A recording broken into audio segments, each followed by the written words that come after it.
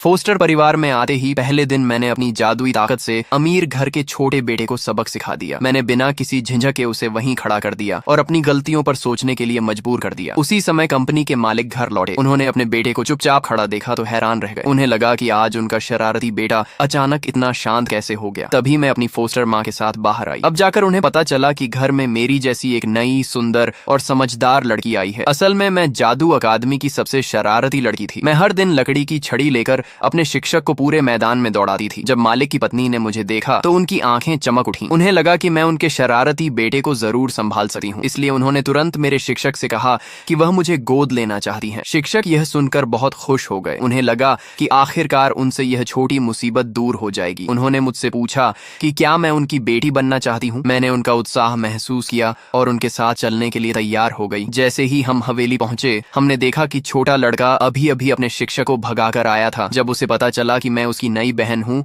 तो उसने हाथ में रूलर लेकर मुझे घमंड से देखा, लेकिन अगले ही पल मैंने कदम उठाया। मैंने उसे हवेली के बाहर खड़ा कर दिया और अपनी गलतियों पर सोचने को कहा। यह सुनकर मेरे फोस्टर पिता को विश्वास नहीं हुआ। उन्हें लगा कि मैं इतनी नाजुक हूँ कि उनका शरारती बेटा मुझे परेशान कर देगा, लेकिन जल्द ही उन्हें अपनी सोच की गलती समझ आने वाली थी। थोड़ी देर बाद खाने का समय हो गया। मेरी फोस्टर माँ ने जानबूझकर मेज पर केवल सब्जियों से बने व्यंजन रखवाए। जैसा उन्होंने सोचा था, मेरा छोटा भाई यह देखकर गुस्से से भर गया। वह चिल्लाने लगा कि उसे मांस खाना है। उसकी जिद देखकर मैंने फिर जादू का इस्तेमाल किया और उसे तुरंत शांत कर दिया। उसके बाद मैं जितनी बार सब्जी खाती उतनी ही बार उसका शरीर भी अपने आप सब्जी खाने लगा। मेरे फोस्टर माता पिता यह देखकर चुपके से मुस्कुरा रहे थे। उन्होंने कभी नहीं सोचा था कि मैं उनके बेटे को इतनी आसानी से संभाल लूंगी। पूरा दिन सबक मिलने के बाद वह ऊपर से तो मेरा सम्मान करने लगा, लेकिन अंदर ही अंदर मुझसे बहुत नाराज था। वह मौका ढूंढ रहा था कि किसी तरह मुझसे बदला ले सके। जल्द ही जब रसोई में कोई नहीं था तो उसने खिचड़ी के एक कटोरे में बहुत सारा नमक डाल दिया। उसे अच्छी तरह मिलाकर वह मुस्कुराते हुए मेरे पास लाया। लेकिन तभी मेरे फोस्टर पिता वहां से गुजरे। उन्होंने देखा कि उनका आलसी बेटा खुद खाना बना रहा है। वह इतने खुश हुए कि उसी नमक वाली खिचड़ी को खुद पी गए। वह अपने बेटे की तारीफ करने वाले थे, लेकिन अगले ही पल उनका पेट खराब हो गया और वह जल्दी से बाथरूम की ओर भागे। ये देखकर मेरा छोटा भाई बहुत परेशान हो गया, लेकिन मेरी उम्मीद के विपरीत उसके पास एक और योजना थी। उसने पहले ही अपने मुंह में खुजली करने वाले रेशे छिपा रखे थे और कुछ रेशे एक तौलिए पर भी लगा दिए थे। फिर मुस्कुराते हुए उसने वह तौलिया मुझे पसीना पोंछने के लिए दिया, लेकिन मैंने उसकी चाल तुरंत पहचान ली। मैंने हल्के से अपना जादू चलाया। तौलिया जैसे उड़ने लगा